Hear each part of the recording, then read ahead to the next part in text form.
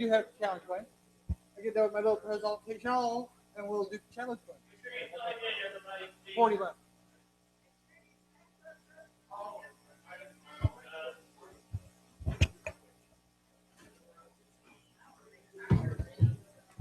Oh, I love the sound of that. I wish I had a strategy for that. Hello. Oh, cool. This is a pass around.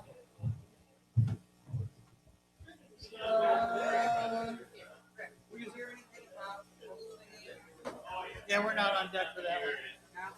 And we're not on deck for hurricane coming up. There's still a possibility for the convention.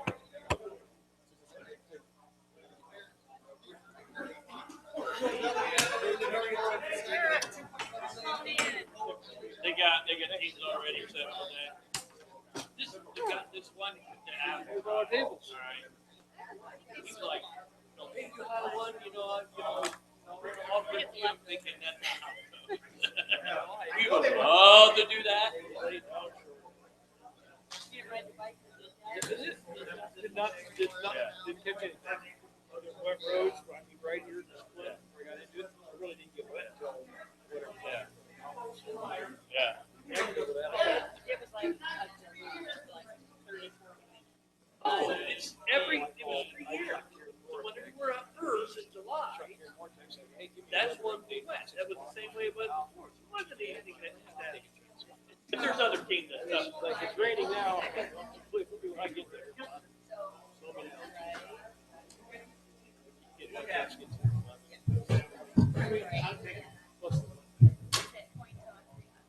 All right, we're 5 minutes late.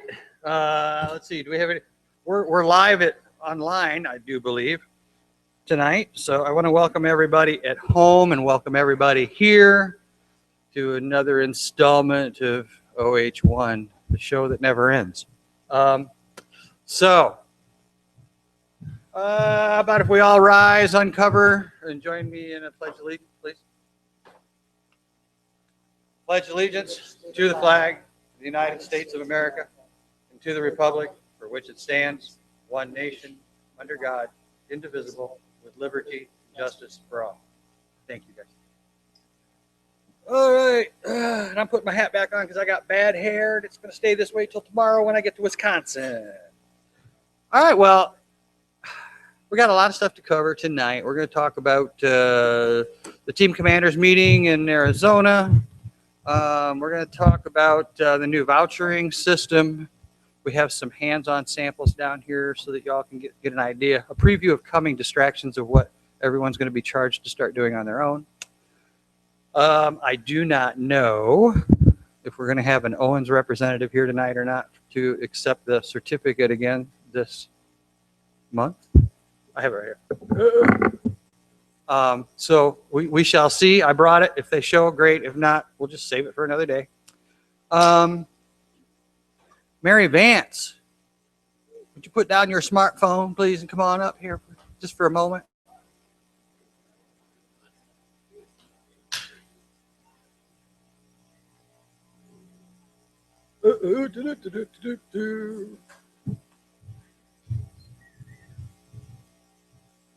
Hi, Mary, quite contrary.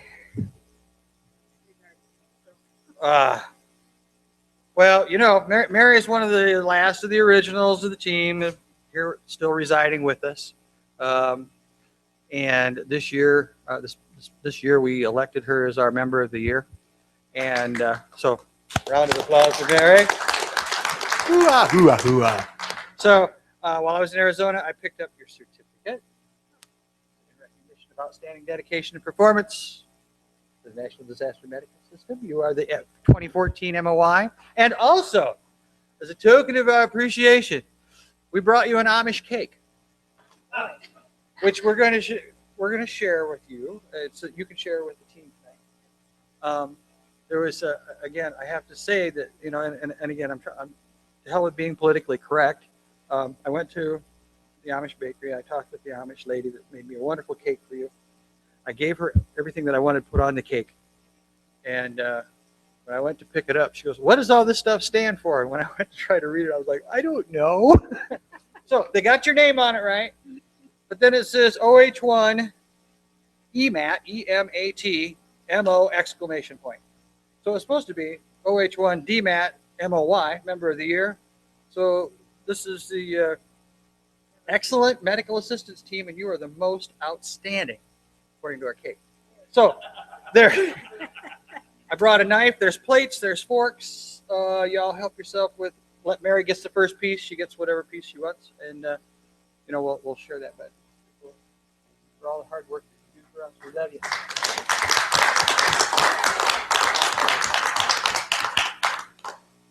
Well, enjoy the cake.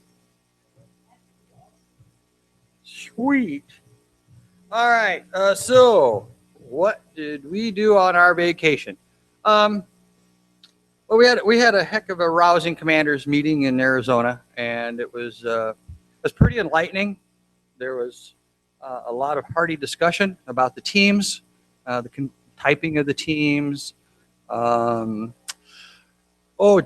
Training, all the hot spots, everything that we've talked about and complained about, we pretty much presented. And what I didn't present, other commanders presented, because as teams, we are all faced with the same obstacles, barriers, and issues that we have to confront on a daily basis to keep the teams going. So there was lively conversation, and there was also, as in every group, there's always a couple people that like to play Eeyore. If you all are familiar with Winnie the Pooh, Eeyore was the donkey that was always depressed and oh, woe is me. Well, we had a table full of commanders out there who routinely take on the role of competing to get the Eeyore award when we have our national meetings.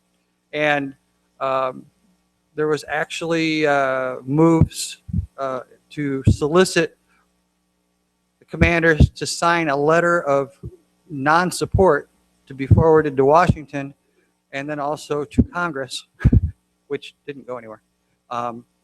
This group was constantly commenting and with negative intonements during all of the presentations, and finally Mr. Boyce called him out in front of God and everybody and gave an attitude adjustment, Bronx style, which was actually pretty impressive because, you know, everyone from HQ is always so PC oriented, but it was refreshing to hear a little Bronx education get delivered from the podium, and it stopped, and it was actually a very productive meeting after that. So one of the things that came out of the meeting that has already begun is that we've now, our hiring freeze has been lifted, and it's going to be lifted in little increments. Okay, and because our numbers are where we are, we're at 83 employees, and the footprint for a Type 2 team is 83. We're not allowed at this point in time to hire new people. But what we did negotiate and what we did get endorsement for was to do merit promotions within the team. So on this first round, the positions that were open were all positions, and there's 3 pay grades for positions. So what we did is we submitted, and I talked with McNeil up in Wisconsin, and he submitted all of his stuff through usajobs.gov to be upgraded under a merit promotion from a GS-13 to a GS-14 senior medical officer, which will put him equal with Elisa, and they can be able to share the duties of, and actually can interchange as a team medical officer. And according to Andy, all teams can have 2 team medical officers, which was something that we weren't aware of prior.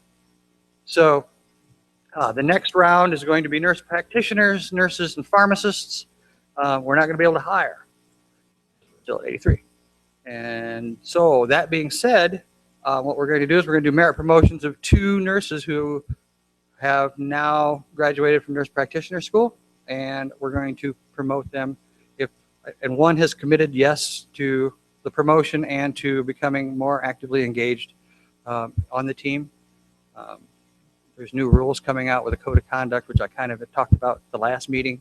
But essentially, you have to roster 2 times a year. You have to go to X number of meetings a year, and if you don't meet those basic requirements, it's termination.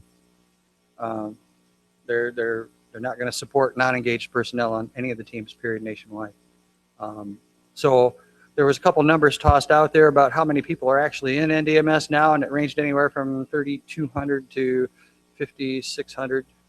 So I'm not real sure where exactly we are, but I know we've reduced from the 10,000 that were on the books, 2.5 years ago. So through attrition, through the mandatory training, and the exit of many people who didn't get that done, the numbers have dropped down to a manageable degree.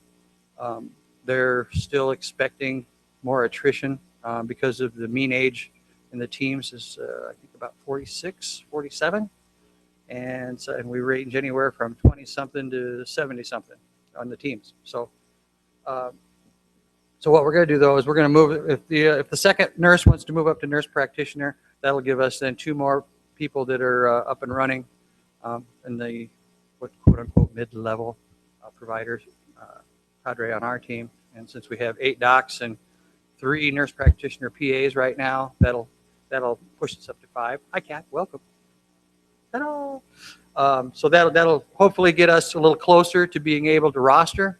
I had our pedigree hung out in front of me, and since we moved to a Type 2 team in October of last year, we have not been able to roster one time a full 36 people on our team. And it was quoted to me without even having paper in front, so Mr. Boyce was pretty aware of it. Obviously we're being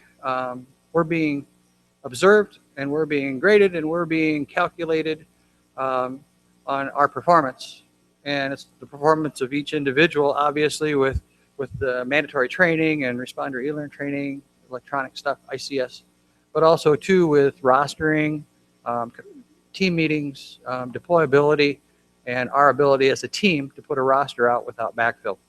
And I know that we've come close. We've only been, I think the one time we only needed 1, and I think every time after that we've needed 2 or 3. It's always the same key positions, and it's usually revolving around pharmacy and doc mid-level. Our medics are always there. We have no problems having medics step up. Nursing is a little problematic at times, but the nice thing is too is that even though they're tracking how many times each person rosters on the team, we are, as well as them, they're also considering too when you roster with another team, because every month I'm sending out stuff to the team going, this team needs A, B, C, and D, and we've been pretty consistently, I think every time we send one of those out, we roster at least 1 or if not 2 people with other teams each month. So that counts. Home team still takes a priority, but we're doing I think we're doing as well as we can. I think we have some people that need to be moved to the center and get motivated a little bit. We have some people that haven't rostered. We have people that don't come to meetings. We have people that we have to chase. And the new code of conduct's coming out, and the new expectations of NDMS employees is coming out. And it's going to be pretty black and white. Either you play by the rules and you're actively engaged and you perform your duties on the team, or we're going to be forced to start terminating individuals. Now, that's not a large number, but I hate to do that to anybody. So what I'm going to do is I'm going to have one-to-one discussions with every individual that I'm referring to and lay it out. I expect that there'll probably be, especially with some of the changes that are coming that we're going to talk about tonight too, that's probably going to force a little bit of attrition as well, because we're moving into a very electronically based and independently accountable system within NDMS. And you saw the first taste of that was Kathy's email about vouchering. And this is real, and it started 2 weeks ago. And essentially, the team is not going to be doing any vouchering for any individuals any longer. Every person is going to have to voucher for themselves. And there's a process, and the timeline, which Kathy, it used to be Kathy gave you 5 days to get all your stuff. Basically, you had 5 days to get everything in. Kathy liked to try to get it in early, and that doesn't exist anymore. They never had 5 days. You had 5 days. So Kathy was busting our chops over her 5 days. But it worked, because guess what? Everybody got their money, and she got everything in on time, and we got reimbursed. Those days are gone already. The new system, I've done it. Jerry's done it now, and it's kind of labor intensive the first time, but you have 24 hours from the time you get home to get all your paperwork done, to get your receipts copied, to get them attached to the appropriate forms and submit all the correct forms via one email to a central repository, which is vouchernDMS.com or something like that. But anyhow, our person is Kathy from Texas One. So, you know, a lot of, no, Texas One. At any rate, Kathy from Texas is supposed to be ours, and she did my.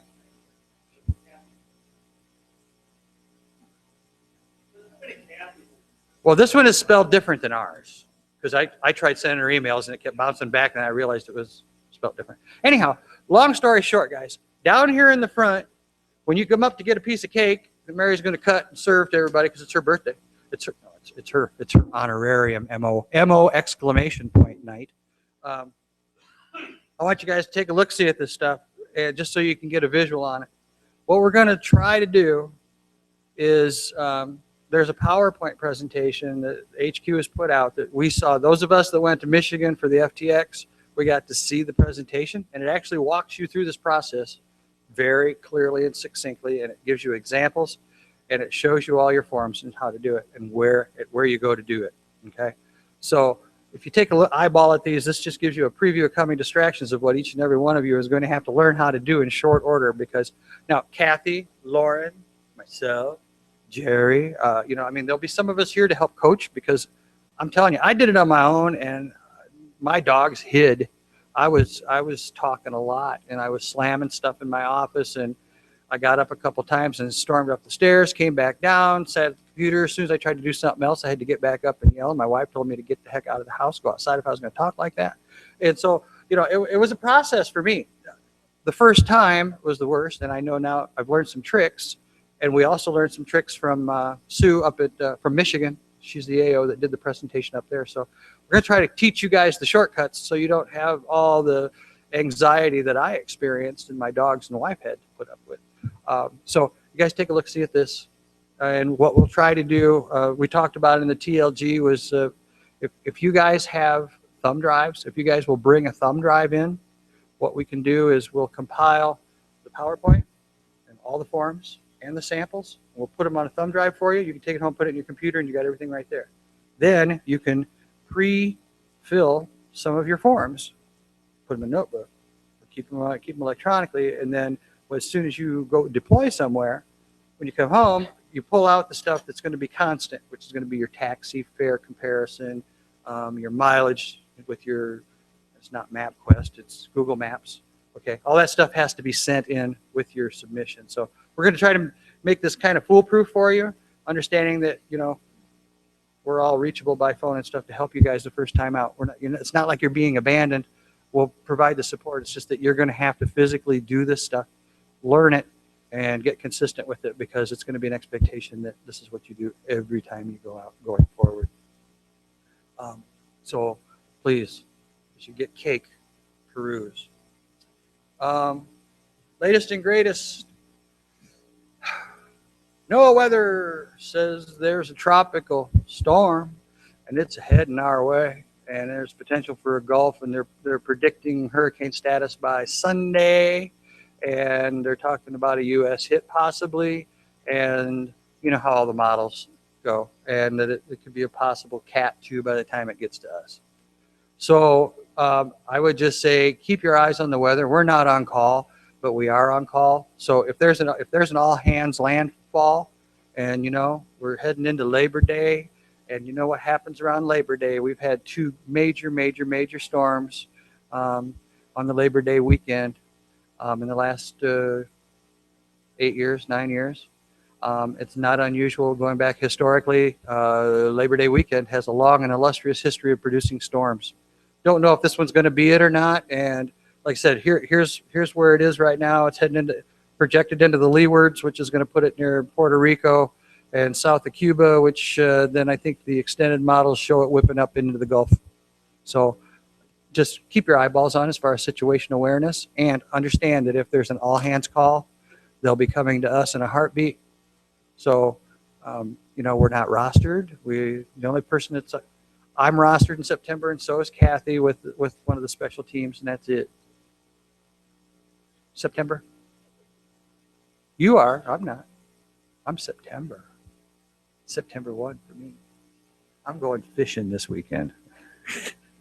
So anyhow, keep an eyeball, and again, I appreciate the readiness of the team and the fact that when we do send out an email, that everybody steps forward. And I'm always amazed and impressed with how many people throw their hats in the ring. You know, even if a team calls and says they just need a doc, there's always 20 people that send me emails that are ready to go, and that really does, it's a testimony to who we are and the team. And I just appreciate the fact that one, it makes me know that people are looking at their emails, and two, that, you know, they're ready to go, mission ready, and that's what we're all about, even in our off months. So, you know, I know a lot of the commanders were very complimentary about our team's ability to help backfill them, and they appreciate the fact that our people are willing to roster up with them. And you know, bottom line is we're creating quite a network of teams, not only in the Midwest, but also in the Southwest, that we're rostering with and that are also helping us. I mean, the people that we backfill are the people that I reach out to backfill us.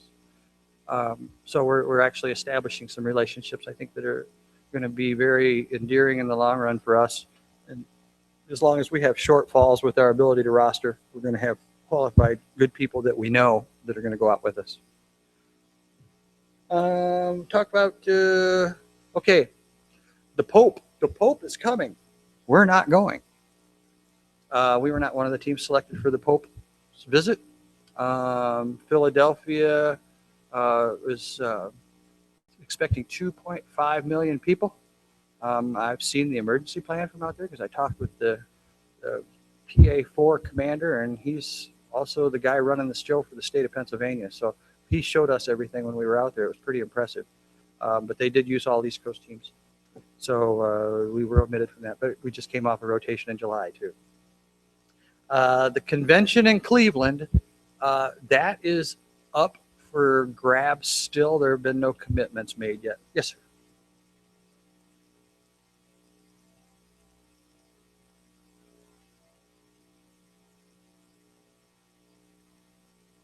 Oh, cool.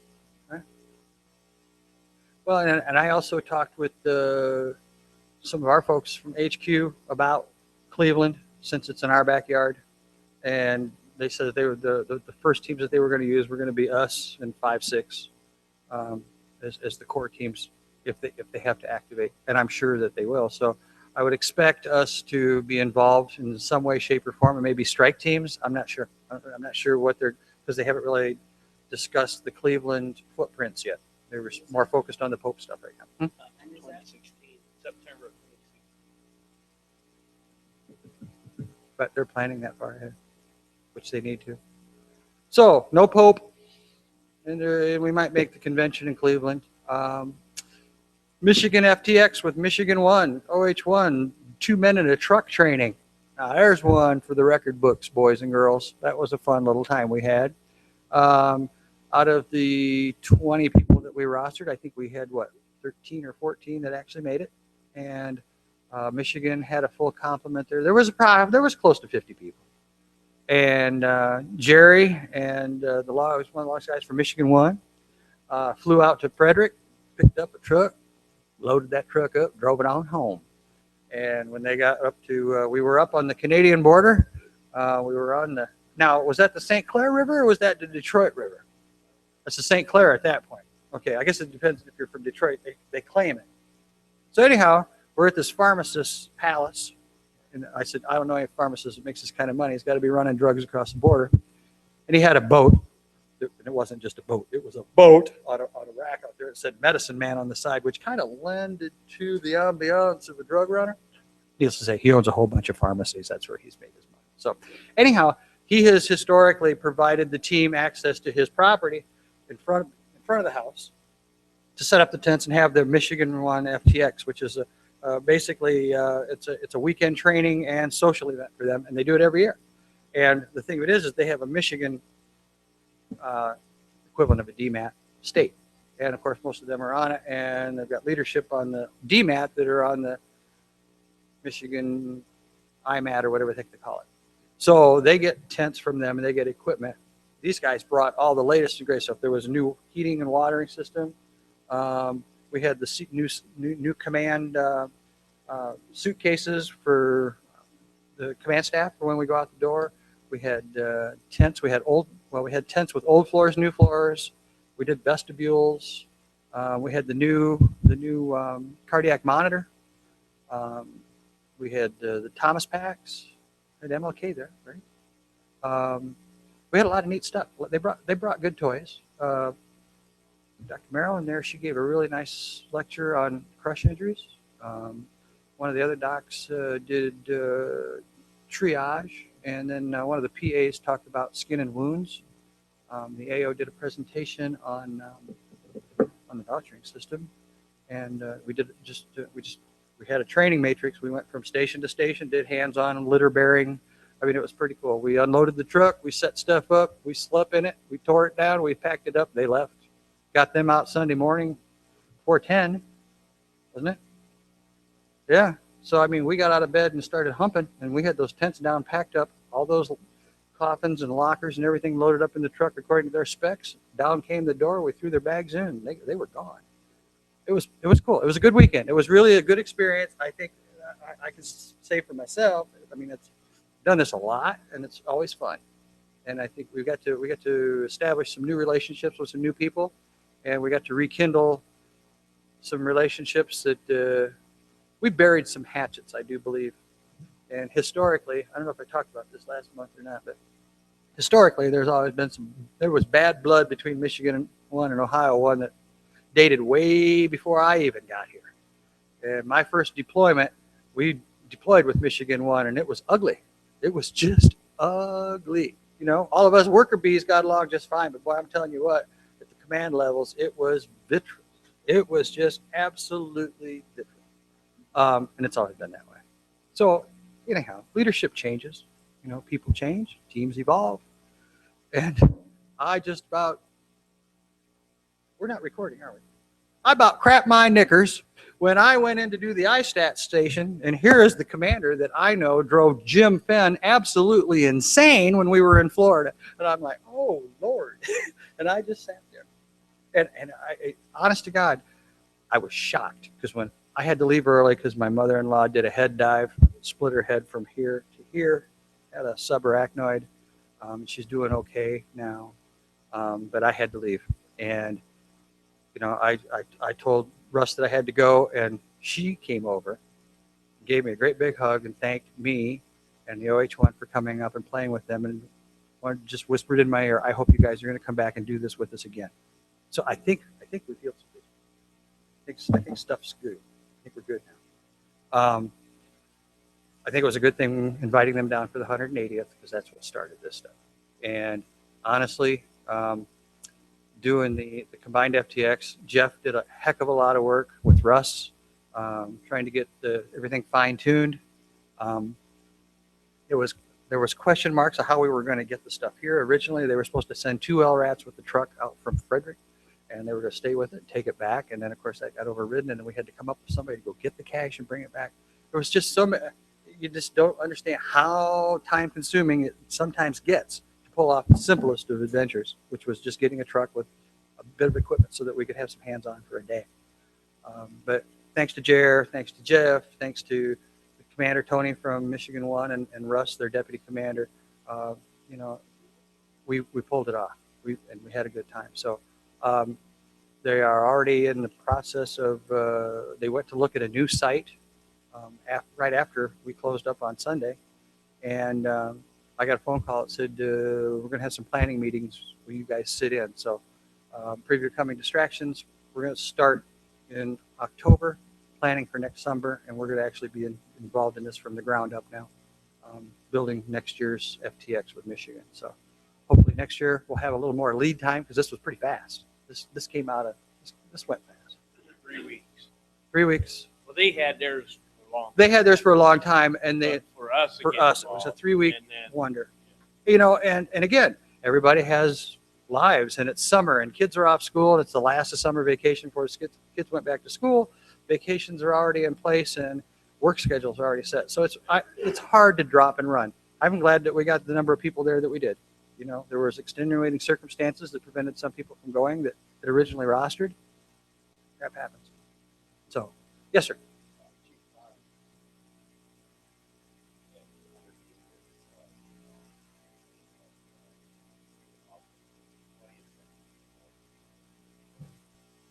An air show. Cool. Well, keep that one in. Well, they were talking about doing another combination training with them next year, too. So we'll keep our eyes and ears to the wall on that one for sure. So yeah, so Michigan went well. We were the pilot. There was when they announced it at the commanders meeting, there was grumble, grumble, grumble from around the room because it was like Michigan 1 and Ohio 1 are doing 2 men in a truck, and everybody went. So we actually had to explain to everybody that this thing had already been planned, and that this was a gift that was bestowed upon us at the very last minute because they found money at the end of the fiscal year, and it gave us the ability to take advantage of the pilot. So we are the first one. So everybody that went has filled out after action reports. There was a survey monkey and that went out to everyone, and then we sent up an after action with a narrative summary from each of the teams, and HQ was very pleased with the whole thing, and they're gonna take our suggestions that were submitted by majority of folks, and they're just gonna refine the 2 men in a truck concept. I think the thing that you're gonna see coming now, and what was the general consensus was to take that truck and deploy it to a region for X number of months, and schedule stops for specific teams within that geographical region, and then restock that cash with via FedEx, so that if you have to use up any little incidentals out of their disposables, depending on what they put out of the cash in there, there would be disposable. We didn't use anything that we threw away in Michigan, but they're talking about expanding the caches and doing other things and different items. We do have the ability now to have equipment shipped in, so if we want to get something in here for training, they'll ship it to us FedEx. We can have it for a meeting and ship it back. Also, too, the new contract for the new cardiac monitors, Zols.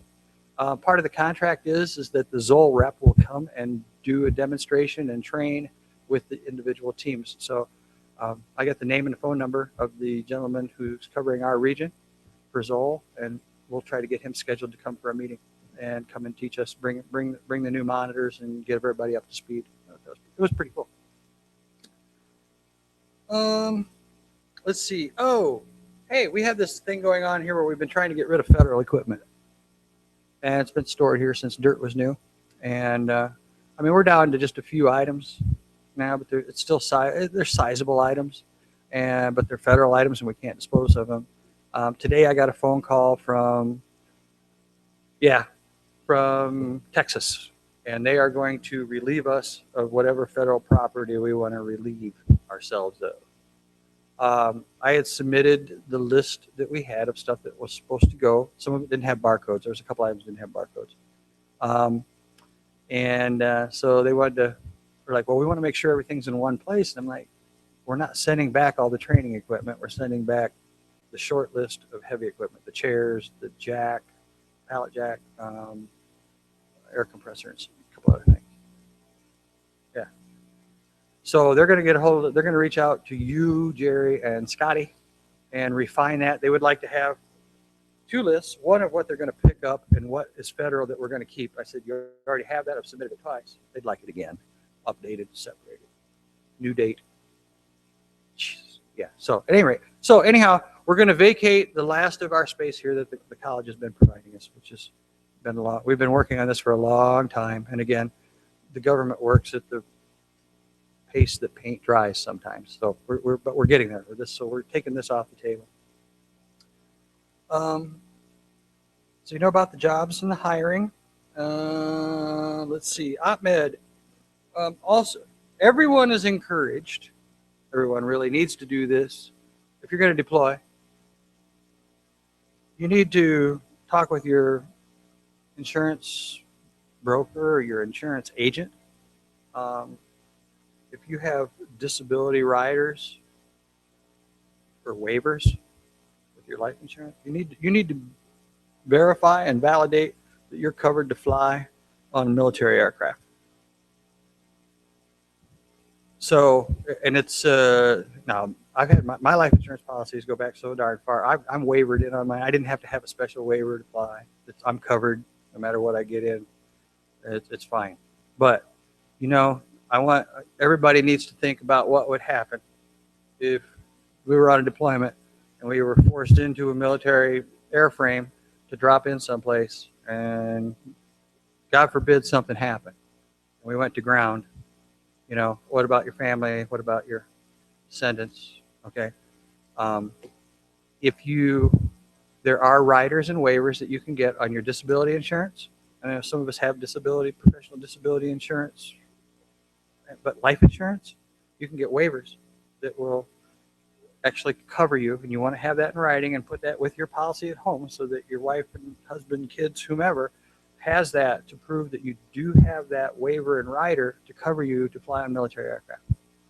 And you know, if your policy doesn't, you can get it. You can purchase an additional rider, and every company is different. But I've called a few and priced them out, and they were like $30 a year. Okay, and not that we do this very often, but it's just like with you know, we rostered several people from here to go to Guam last weekend, and you know, we were active. It was an active alert, short of activation, and so these guys were 4-hour call up, get your gear packed, out the door, Friday, Saturday, Sunday. It was 3 days, wasn't it? Or was it 4? And Monday they released. Yeah. Well, part of that journey was going to be on military. So, you know, they're going to start using more and more military DoD airframes because of the ESF 8 alliance that brings in DoD with HHS. So, you know, I would encourage everybody to talk with your insurance guy. Make sure you have a waiver or you have a rider so that you can fly United on government aircraft. They're not going to refuse you to get on one without it, but if something happens, and it does sometimes, I mean, look at what happened in Haiti. About lost 2 planes there. You know, yes, sir.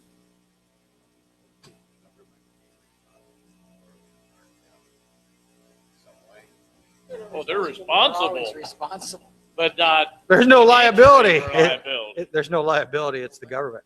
Oh. They're responsible. Well, let's put it this way. Okay, we'll go into this discussion because we talked about this in Arizona again. And I've been real upfront and clear with you guys. I do workers' comp, okay? And we don't have workers' comp. All right, it's a fake bill of goods that was sold to us way back years ago about NDMS. Hey, yeah, you know, you to join it. You got USARA and you got workers' comp coverage. No, you don't. You really don't. You have workers' comp coverage up to the extent that if you get hurt and it's an acceptable injury, and I will tell you that if you go south into the tropics, malaria, dengue, what's the new one? The new one that evolved in the last year, chikungunya fever. Those are not compensable work comp acceptable pathologies. So if you're deployed, if you're on a mission and you get dengue, guess what? There's nothing for you. They're not going to pay for your treatment. They're not going to do anything because it's non-compensable. It's not considered a workers' comp. A needle stick is not workers' comp. So, you know, I mean, and that's the reality of this whole thing. So when you look at workers' compensation and disaster response, and you look at NDMS, they sold us a bill and they said, hey, you guys are all, you know, we're you, Sarah, workers' comp, and we all went, cool, we're there, and we've gone and we've done it. We've run in when everybody's running out. But the truth of the matter is that we're intermittent federal special government employees. And when you have a workers' comp claim and you have to be off of work, your benefits are based upon an average of your previous 52 weeks of income for that employer. So we only work for 2 weeks. So there's really no benchmark, and there's nothing there to calculate and to be able to provide us with, well, okay, if you go on deployment and let's say you break your femur and okay, you're going to be off work for a few weeks. Okay. Who's going to pay you? Nobody, unless you have disability insurance. because workers' comp's not going to pay you because there's nothing to base it off of, because you're only a 2-week employee. When you're activated, you're an employee all the time, but you're a compensated employee only when you're activated. So what they're trying to do, and this has to be legislatively taken care of. They attached to a bill last fall that made it up the hill and then was cut off of the back of a bill. It was attached to a bill. It's pork barrel, whatever you want to call it. Okay, you get a bill, start adding other stuff onto it, and then whatever the primary is, whatever's attached to it goes through when it gets voted up. Well, they cut it out. So now what they're trying to do is they're trying to get legislation passed that will give us the same benefits that for law enforcement, fire, which means that if you are deployed and you're injured and you're off work, you're considered and everything is calculated at your pay grade as being a full-time federal employee. That's coming. It's not here yet. It made it up the hill. It made it through the Senate, did not make it through the House, got cut off a bill. It's been reattached to 2 different bills now, and it's going back up. And we have HQ people that are working the Hill for us, trying to get that pushed through so that we have workers' comp. But until that goes through, they'll pay for the medical for a covered injury. So, okay, and we've had people on deployments that have slipped and fallen and broken things, and they denied them. And then there's other injuries where they accept them. So, it's like normal workers' comp. You know what? You never know if the carrier is going to accept or deny you.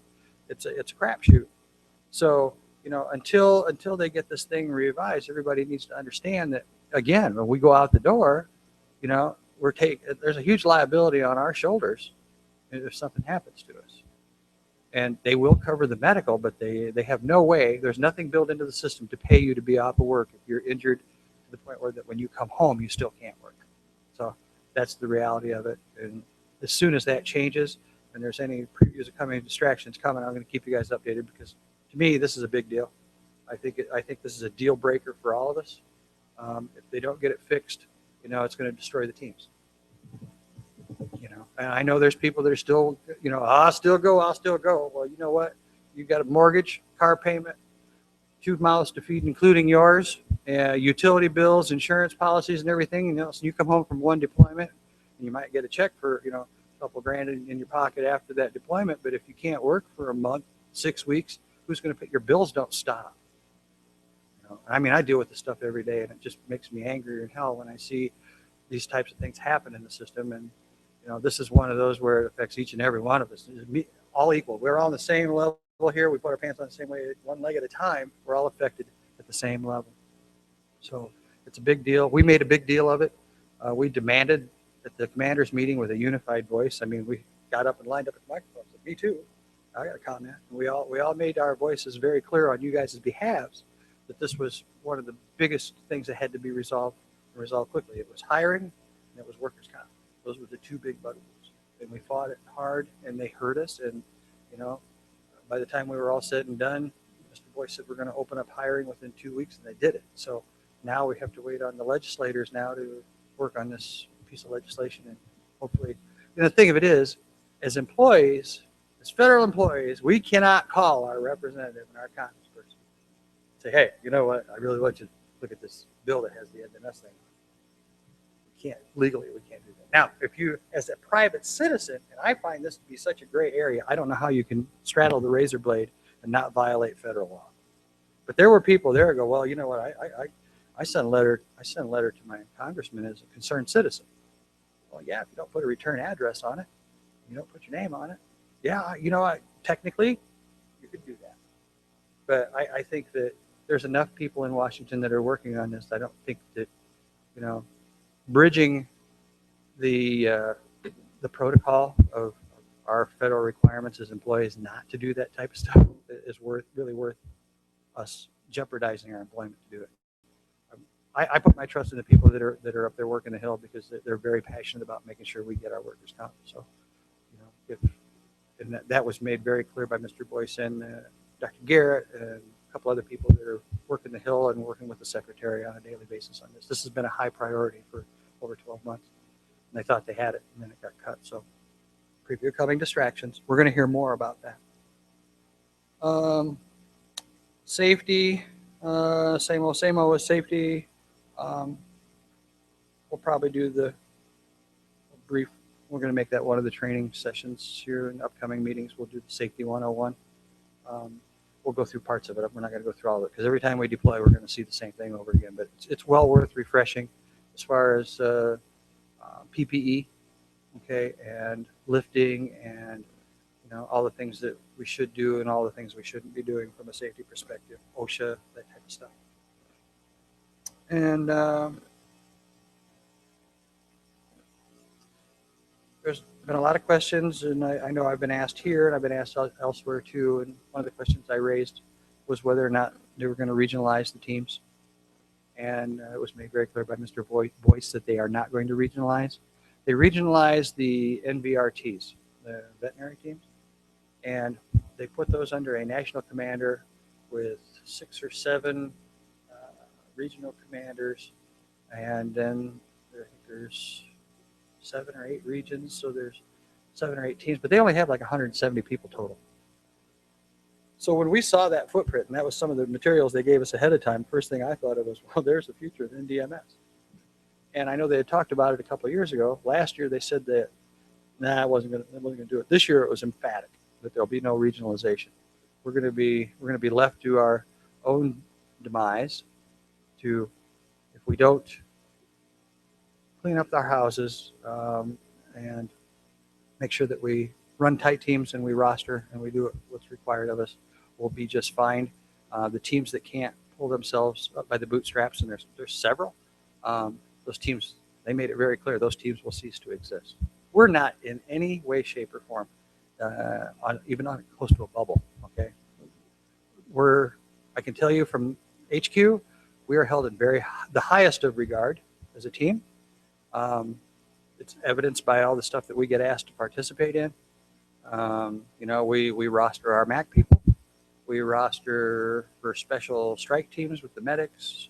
We roster, a lot of stuff at the last minute, special security events. If they're short somebody, they always call us and we send somebody. So, even though there's not supposed to be nepotism, and there's not, they're keeping track of every team on what every team deploys people to. And they're looking at that to make sure that at least there's some parity across the gamut within the types of teams to make sure that everybody's getting their fair share of opportunities. But, the reason that we get probably more opportunities than most is because we're always someone is always willing to step up.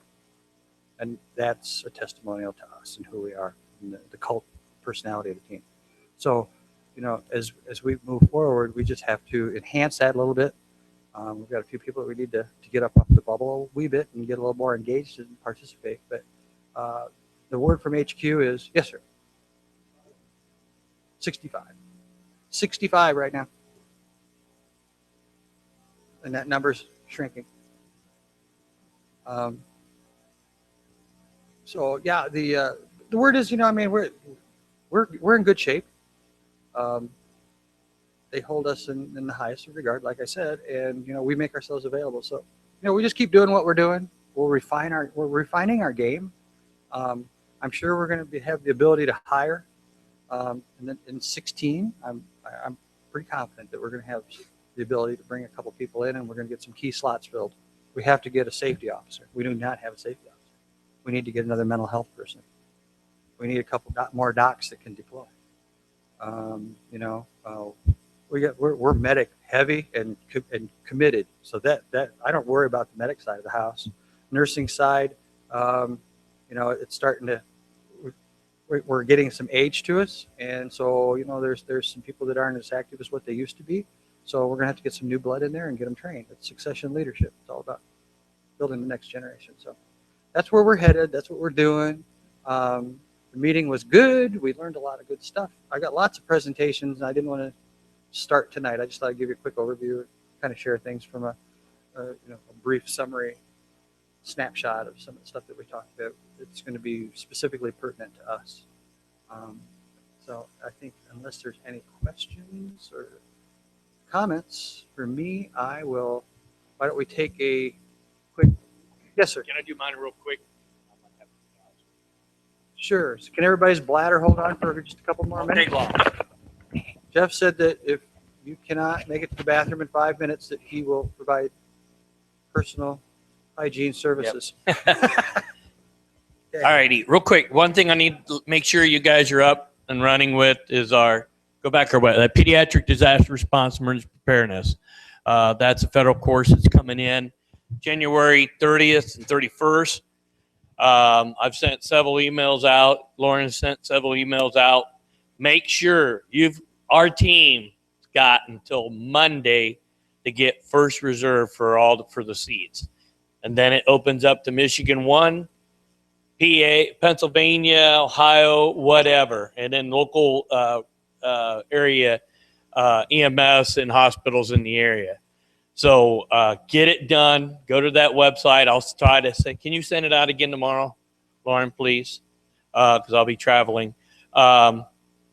You've got to sign up on that Google site and make sure that way we get all the information that we need. What we're going to do, we'll probably charge about $20 or $25. That'll take care of lunch for both days. We'll get a bank of hotels, rooms at a hotel somewhere, probably just down the road by the turnpike. For those who'd be traveling like myself, we'll be able to, and we'll team up. We'll put two in a room, kind of help defer the costs a little bit. Stuff else for training. We're still looking for a training officer to take my spot in Zip spot. My workload has increased significantly at the fire department, plus I'm back in school, so I'm not going to be able to commit like I've had in the past. I'll still be around to help. Trying to think what else. I think that's it. That's it. That's all I need. Just make sure you sign up. If you sent me an email but you ain't signed up on Google's, you got to go to that Google website for this pediatric course. It's going to be here at Owens, not in this room. You got to go all the way down at the end of the street, turn to the right, and it'll be at the domestic preparedness. It's on the website, and that's where it's going to be at. It's going to be in a different facility. So that's it for me. Thanks.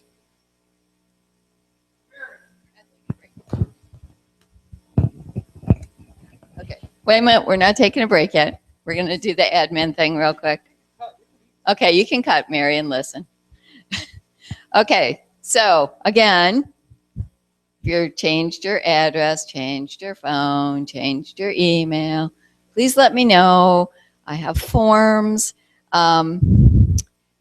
Next month, I now have the presentation on vouchers that was just emailed to me, so we'll be going through them. I handed out the thing that I posted on Responder eLearn. Please review it, become familiar with it, and I'll come back to that in a minute. I have ID cards. I've given out everybody's that I have here. I still have some ID cards that are expiring this year that people have not picked up. Be aware that at the end of this month, I will be sending out the email for the October roster. It's due in mid-September. Your responses are due no later than the 10th of September. That doesn't mean you have to wait till the 10th, because the sooner you get them in, the happier I am. So please be available for October if at all possible. Next year, our on-call months, and this is not official, these are as of what they sent out 2 years ago, but March, June, September, and December. So please write those down, make note of them. Do not schedule your vacation during them. And do try to be available. I know things come up and you can't always be available, but please be available for at least 2 of those months because we really need people. See, next month, in addition to going over the travel voucher presentation, we're going to review travel cards and PAR cards because we still have some PAR issues. Who knows what PAR is? All right, thank you. Okay, and I'm gonna make some more par cards. I will have them available. I have a couple with me right now, but I will make a couple more sheets of them. Okay, that's all I got for now. Does anybody have any questions on the travel voucher process? Yes, sir.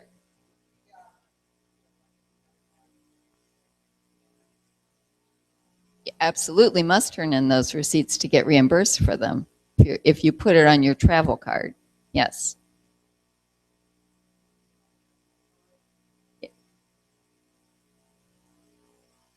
You mean the centrally billed account? If you hand him your government travel card, yes, you have to have a receipt for that. And then you get reimbursed, and that pays directly to your travel card. Anything you charge with your travel card, you need a receipt. If you lose your receipt, hotel receipts, you can usually, they will email them to you. If you lose your baggage receipt, can you get that emailed? Well, okay, I don't do that. I pull it off the JPMC site. If it once it posts, I can get a copy for you, or you can get a. I didn't know you could do that. Good to know. Again, review this, and we'll have the PowerPoint, and I have a lot of things highlighted on it. Some of it you can do in advance, so give it a try. Make sure if you do the mileage thing, you do not use MapQuest. Use Google Maps. That's all I got. And again, prudent traveler, you have to do whatever's cheapest because that's all you're going to get reimbursed for. Okay, any questions? Let them eat cake. Okay. I don't know how to turn this off. All right, let's take 10, come back at 10 after 8. And make sure you look at the voucher stuff, and then there's cake being served in the rear of the room.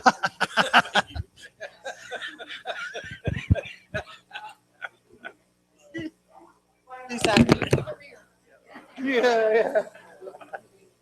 Same.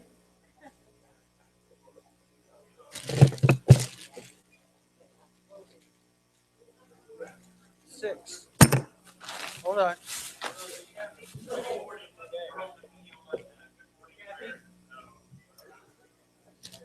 7, 8.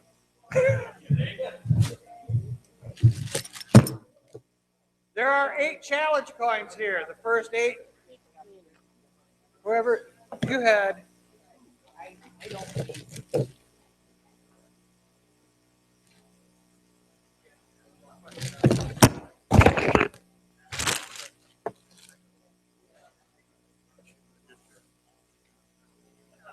Oh, she gave me a corner. Oh, God bless her. I haven't had kids.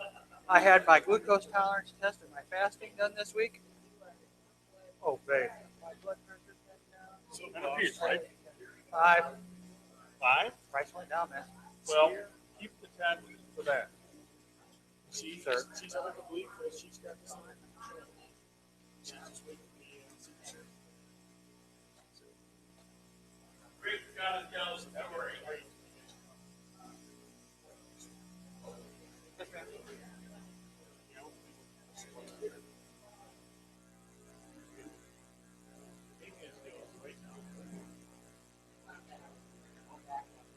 Oh, sure.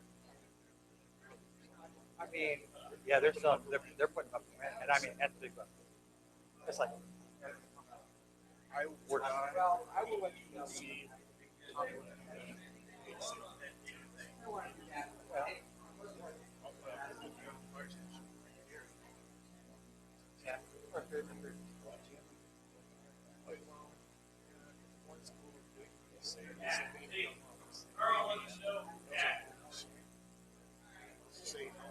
yeah.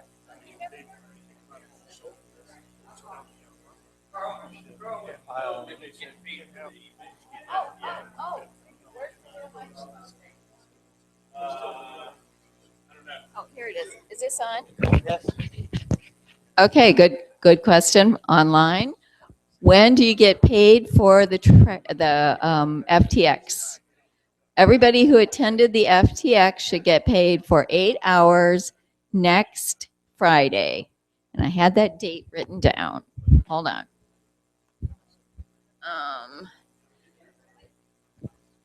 Wrong month. Okay, August 28th. You should get 8 hours of pay if you attended the FTX. Okay, answer the question.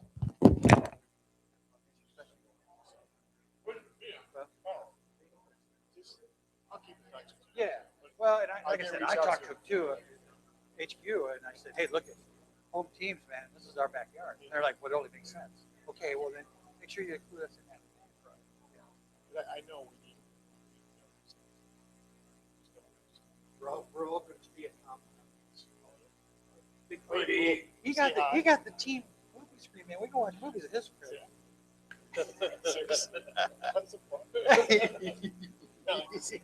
Yeah, I love it.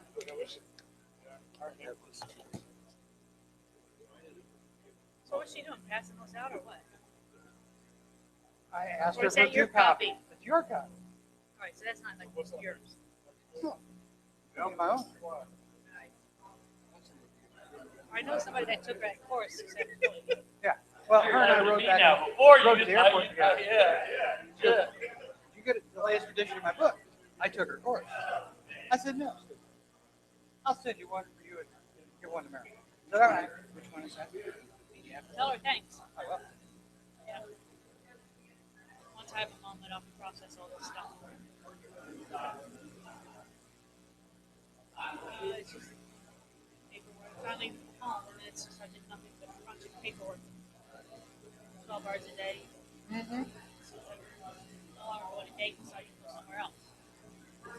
You did a fine job up there, Michigan. I'm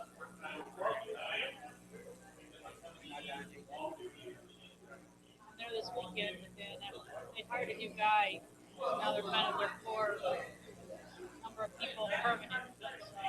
So, obviously don't need at least on a regular basis. If they need help here or there, it's not going to happen. So, We get a picture of the cake. I forgot to. it's like I'm Okay. going to Joplin, Missouri. Yes. With the garden hose up there. Okay, attention. Got another thing that was brought up. I have on my computer mileage for many people that have traveled, so I can email that to you. I'll put that on my list of things to do. And what was your other one? Well, you said it. Oh, yeah, you still have to do the comparison, the cost comparison, even if you've traveled before, and you have to submit it every time you voucher along with your mileage. Okay, so we'll cover this. We'll do the PowerPoint in September, and you can all see exactly what it looks like. I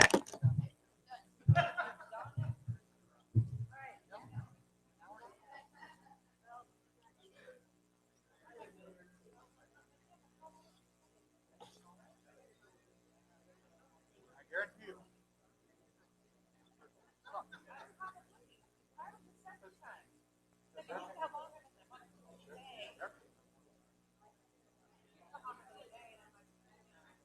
No, not on this one, which I think is bullshit. Well, you got- Right. Did you get some cake? Good cake. Y'all have a good one. Good apple. I didn't pay for it. Bye, bro. See you. What are you going to go for? Fire Science Administration. Well, I've been in school. I'm trying to get my RN. But the city twisted my arm, and they're paying for my fire science.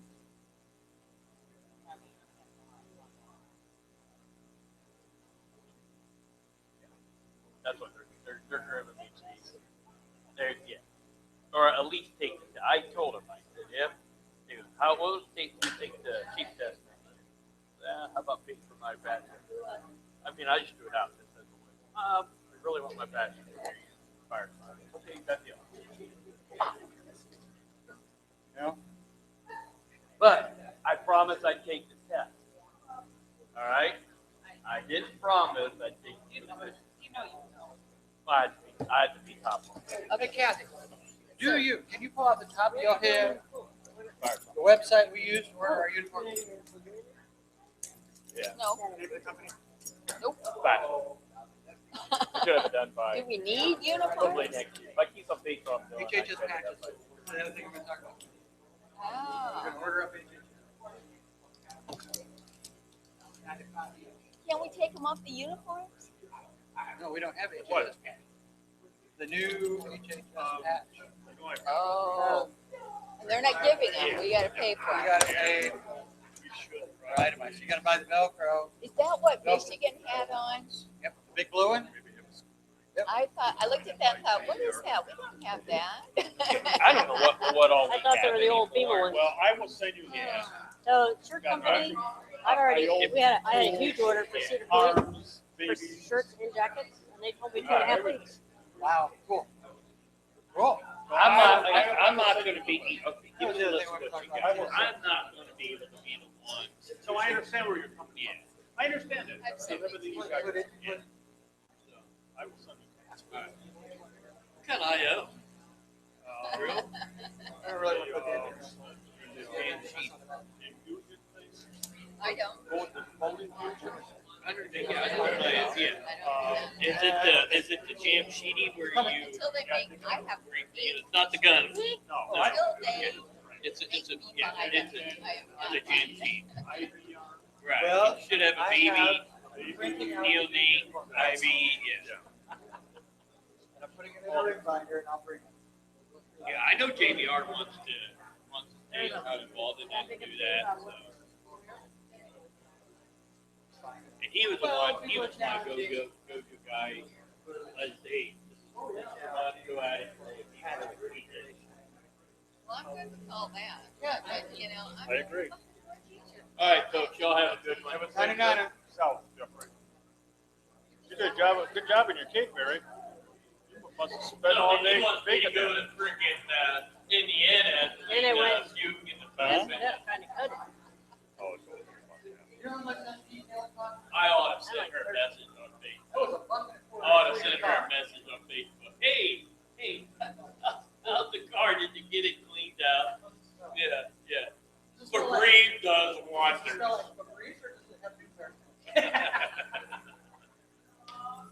Ready to get back? Okay. All right, Kat, your dogs are okay. Job well done. All right, it's 10 after.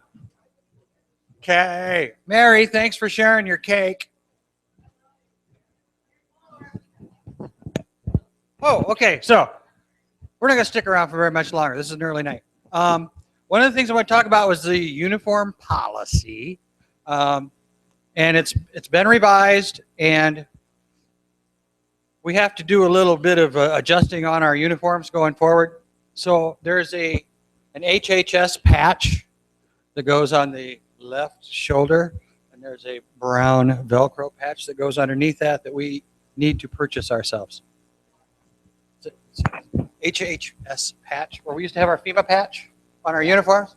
Now there's a bit we're supposed to now to be in to be compliant with the new uniform policy. We're supposed to convert over and make sure that we have the HHS patches. So I'm going to get the website.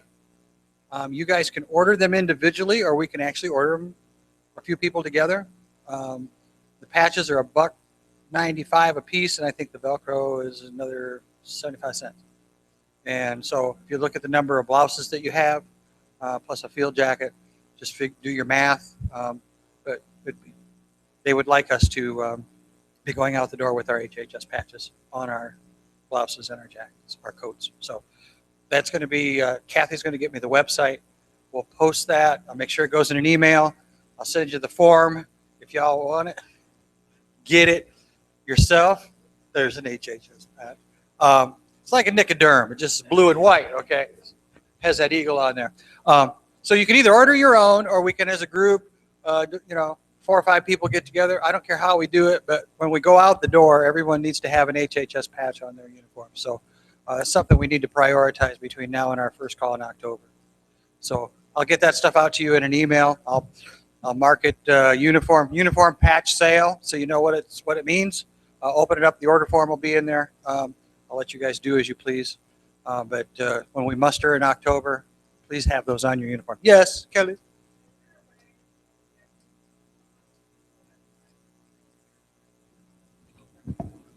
Yes, I can do that. I can scan that and put it into an email, because there's not that many people that go on Responder eLearn. I can send out an email that has the patch configuration.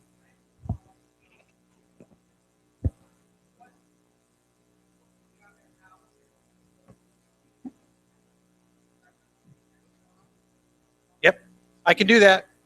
We have the reverse flag on the right shoulder.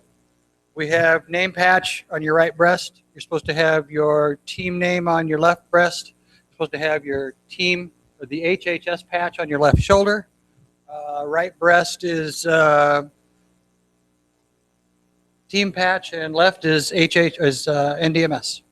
But there's a diagram. There's a diagram. I'll send it to everybody.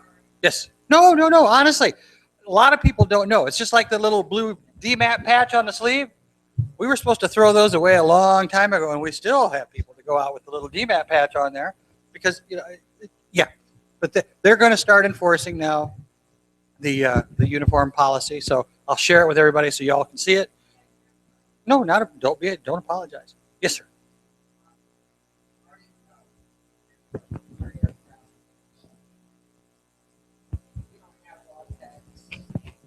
And it's not a requirement for us to fly on DoD. Don't need them. Is it advisable? Well, body parts. I still have one in my boot, and I have one on when I travel. So should have your name, last name first, social security number, blood type, and religious preference. And Chris Hart, do you have any samples with you? Do you have any dog tag? Would you show the good doc your tags so you can? Now we have the ability to do these. These are actually enameled, and Chris has the ability to procure these for us. I have a whole bunch of them that have been stamped that people did not pick up. If you ordered one previously from Zip, I have it in that green bag back there. I've got probably 30 of them that haven't been paid for, but I'm still hauling around. Chains come in handy. So yeah, if you guys want dog tags, Chris is coordinating that little piece there. And again, these are not stamped; these are enameled. But he has an HHS logo on one side, and he has critical information on the opposing side. You want to pass that around? Let me take a look, see at it. If you're interested in getting something like that, talk with Chris.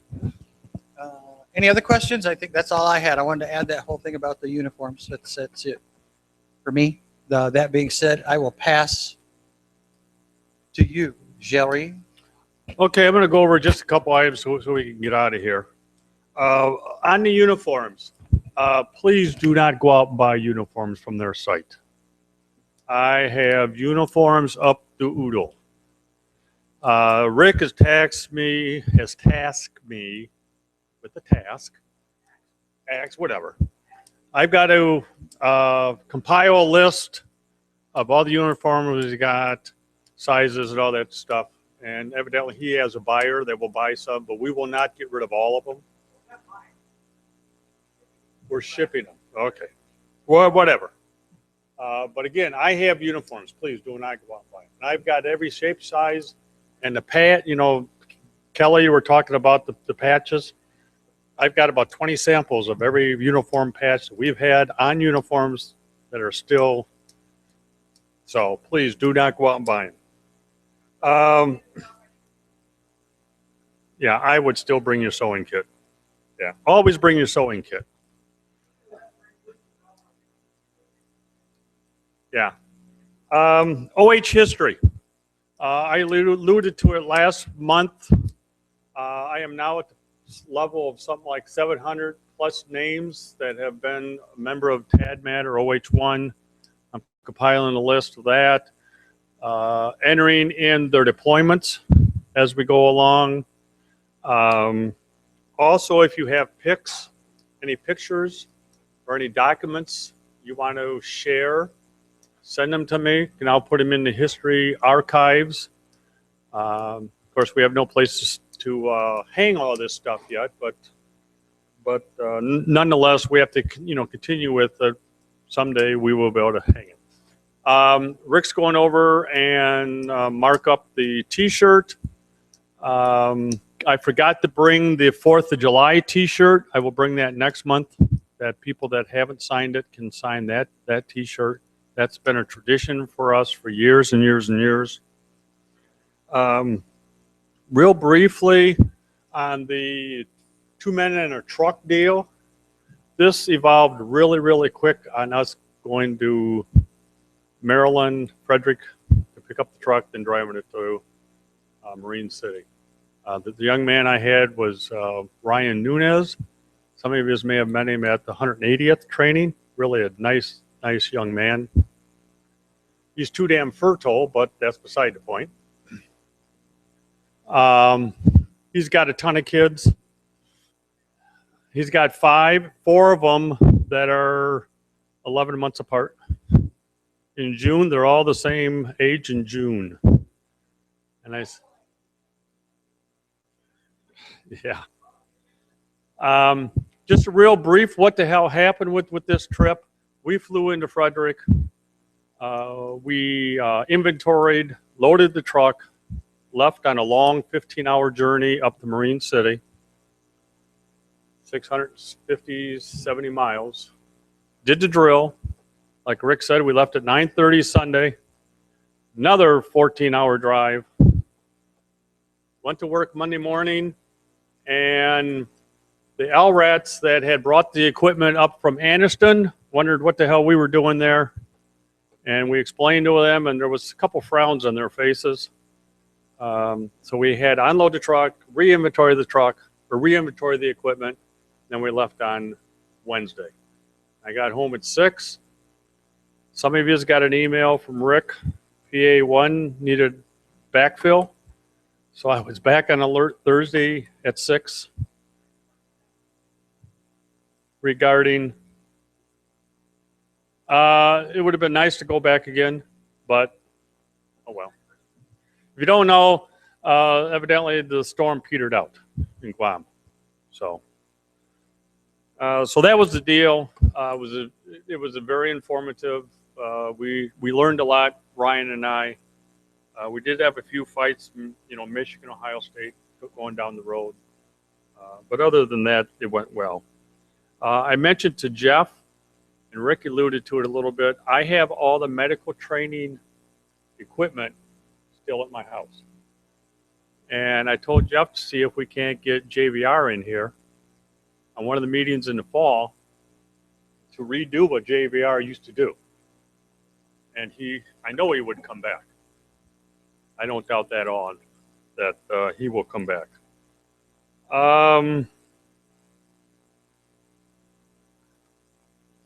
All the documents that I had to fill out for the trip is laying there, so it was time consuming, but once you, like Rick said, and Kathy said, Lauren said, once you get it one set done, the rest of them go pretty quickly and stuff like that.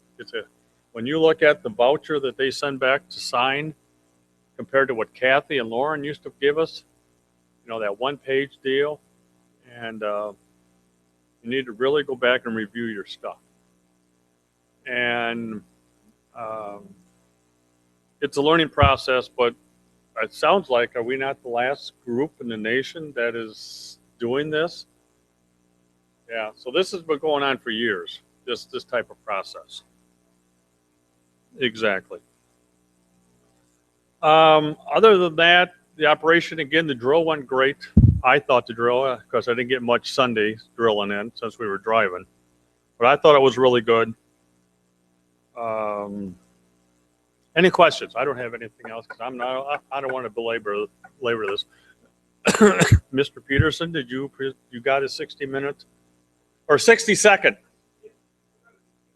Come on up. Greg's our interim safety officer. He did a 60-minute spot, 60-second spot last week, and I asked him if he would do it, or last month, each month. Okay, young man.